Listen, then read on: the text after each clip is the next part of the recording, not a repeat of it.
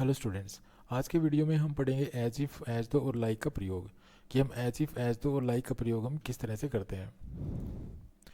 तो as if and as दो are both use to से, कि एज इफ़ और एज दो इन दोनों का प्रयोग यह बताने के लिए किया जाता है what A situation seems like, कि कोई सिचुएशन हमें कैसे प्रतीत होती है।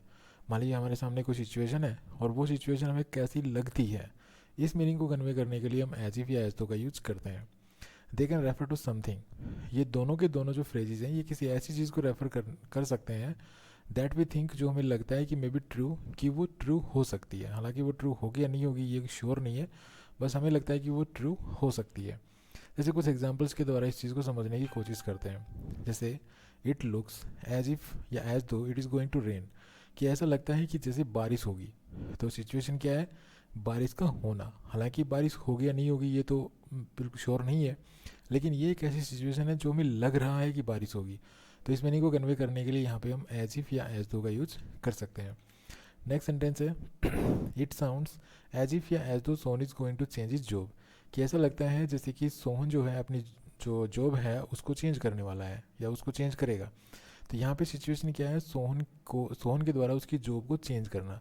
हालांकि एक ऐसी सिचुएशन है जो हमें लग रहा है, हालांकि वो पक्का करेगा या नहीं करेगा ये कोई जो है श्योर नहीं है, लेकिन ये एक ऐसी सिचुएशन है बस हमें ये लग रहा है कि वो अपनी जॉब को चेंज करने वाला है। तो इसी मीनिंग को कन्वे करने के लिए हमें एज इफ या as though we use to talk about things, कि इनका प्रयोग हम उन चीज़ों के बारे में बताने के लिए भी कर सकते हैं which we know are not true, जिनके बारे में हम जानते हैं कि वो ट्रू नहीं है।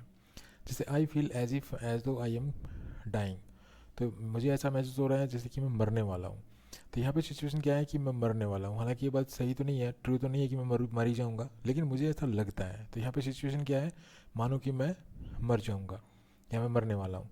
तो यहाँ पे इस चीज़ को मीनिंग को कन्वे करने के लिए एज इफ़ या एज दो का यूज हम कर सकते हैं।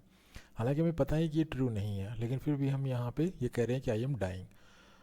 नेक्स्ट सी वॉज एक्टिंग, वह ऐसे एक्टिंग कर रही थी एज इफ एज दो सी वॉज एन एक्ट्रेस, कि मानो कि वो एक्ट्रेस हो। तो यहाँ पे सिचुएशन क्या है कि मानो कि वो एक्ट्रेस हो।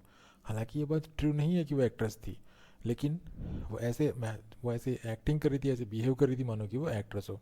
तो यहाँ पे जो सिचुएशन है वो सिचुएशन ट्रू नहीं है, ठीक है ना, वो ट्रू नहीं है, लेकिन फिर भी हम कह रहे हैं कि ऐसा मुझे लगता था। उसके बाद बात करते हैं एज इफ या एज दो के बाद हम टेंस कौन सा यूज़ करते हैं। तो when we talk about things which we know are not true, जब हम उन चीज़ों के बारे में जब हम उन चीज़ों के बारे में बोल रहे होते हैं जो हमें लगता है कि वो ट्रू नहीं है, तो we can use a past tense. तो हम यहाँ पे पास्ट टेंस यूज़ करते हैं विद ए प्रेजेंट मीनिंग, लेकिन उसका मीनिंग जो होता है वो प्रेजेंट होता है। आफ्टर एज इफ़ या एज दो, तो ऐसा हम कहाँ करते हैं? एज इफ़ या एज दो के बाद।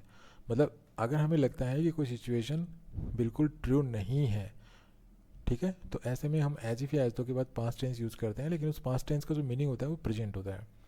This emphasise the meaning of unreality, और ऐसा किस लिए किया जाता है? ऐसा अनरियलिटी का जो मीनिंग है उसको एम्फेसाइज करने के लिए किया जाता है। जैसे she looks as if she is rich, वह ऐसे दिखती है, वैसे लगती है मानो कि वो अमीर हो।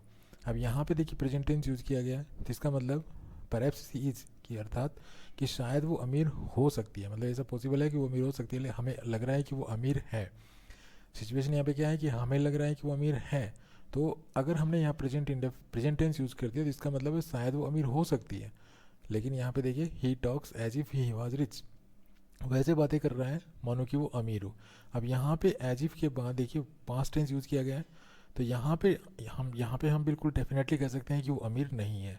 तो यहाँ पे अगर अगर कोई सिचुएशन बिल्कुल ट्रू नहीं है तो हम एज इफ या एज दो के बाद पास्ट का यूज़ करते हैं, लेकिन अगर वो सिचुएशन ट्रू हो सकती है तो वहाँ पे हम प्रेजेंट का यूज़ करते हैं। नेक्स्ट है यू लुक एज दो यू नो ईच अदर, तुम ऐसे दिखाई देते हो जैसे कि तुम एक दूसरे को जानते हो। तो यहाँ पे प्रेजेंट इंडेफिनिट, यहाँ पे प्रेजेंट टेंस यूज़ किया गया है, तो इसका मतलब ऐसा पॉसिबल है कि शायद तुम एक दूसरे को जानते हो। लेकिन यहाँ पे देखिए why is he looking at me, वो मेरी तरफ वो मेरी तरफ देख रहा है, मतलब क्यों देख रहा है? एज दो ही न्यू मी, मानो कि वो मुझे जानता है। तो यहाँ पे देखिए एज दो के बाद न्यू पास्ट का यूज़ हुआ है, तो इसका मतलब वो मुझे नहीं जानता, मतलब ये सिचुएशन है, वो ऐसी सिचुएशन है कि वो मुझे डेफिनेटली नहीं जानता है।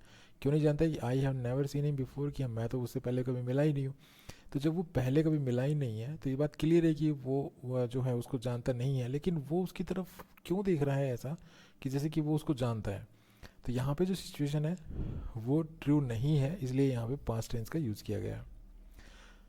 In formal style work can be use instead of was, लेकिन फॉर्मल स्टाइल क्या होती है कि यहाँ पे हम जो वाज यूज़ कर रहे हैं उस वाज की जगह हमें वर यूज़ करना पड़ता है।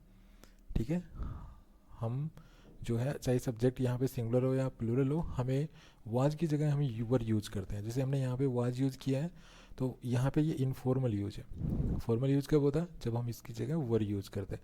अब यहाँ पे जो सब्जेक्ट सिंगुलर है, लेकिन सिंगुलर सब्जेक्ट के साथ भी हम वर का ही यूज़ करेंगे अनरियल कंपैरिजन करने के लिए। जैसे he talks as if he were rich, वो ऐसे बातें कर रहे हैं मानो कि वो अमीर हो, लेकिन सिचुएशन क्या है कि वो अमीर नहीं है, ये हकीकत है। हमें हमें लग रहा है कि वो अमीर हो सकता है, लेकिन जो रियलिटी है वो यही है कि वो अमीर नहीं है। अब ये हमें कौन बता रहा है कि वो अमीर नहीं है? यहाँ पर जो पास्ट टेंस यूज़ हुआ है ये हमें बता रहा है कि वो अमीर नहीं है। अगर यहाँ पे हम प्रेजेंट टेंस यूज़ कर देते हैं कि as if he is rich, तो इसका मतलब क्या हो जाता है कि शायद वो अमीर हो सकता है। तो अगर ये सिचुएशन ट्रू हो सकती है तो यहाँ पे हम प्रेजेंट टेंस यूज़ करते हैं, अगर सिचुएशन ट्रू नहीं हो सकती है तो हम यहाँ पे पास्ट टेंस यूज़ करते हैं। और पास्ट टेंस अगर तो उसको और कोई वर्ब हो तो हम वर्ब की सेकंड फॉर्म यूज़ करते हैं, लेकिन अगर जो है वाज या वर में से हमें यूज़ करना हो, बी की फॉर्म यूज़ करना हो, तो हम वर ही यूज़ करते हैं। उसके बाद है लाइक मीनिंग एज इफ और एज दो, कि एज इफ या एज दो की जगह हम लाइक का यूज़ भी कर सकते हैं। ठीक है, जैसे like is often use in the same way as if और एज दो, मतलब लाइक का यूज़ भी हम उसी तरीके से करते हैं जैसे हम एज इफ या एज दो का यूज़ करते हैं, स्पेशली इन फॉर्मल स्टाइल। लेकिन ऐसा हम इनफॉर्मल वे में करते हैं, फॉर्मल वे में ऐसा नहीं किया जाता है। जैसे it seems like it is going to rain, तो यहाँ पे एज इफ या एज दो हम अगर ये यूज़ करेंगे तो ये फॉर्मल होगा, लेकिन हम इनफॉर्मली यहाँ पे लाइक का यूज़ भी कर सकते हैं। जैसे इट सीम्स एज इफ या as though it is going to rain, तो यहाँ हम एज इफ और एज दो की जगह लाइक वर्ड का यूज़ कर सकते हैं। नेक्स्ट है he sat there smiling like it was his birthday, तो यहाँ पे भी जो लाइक है इसकी जगह हम अगर एज इफ या एज दो यूज़ करेंगे तो ये फॉर्मल बन जाएगा, लेकिन यहाँ पे लाइक का यूज़ भी हम कर सकते हैं इस ऐसे मीनिंग को कन्वे करने के लिए एज इफ या एज दो की जगह। अगर हम ऐसा करेंगे तो ये जो है इनफॉर्मल यूज होगा इसका। तो thanks for watching this video, happy learning, bye bye.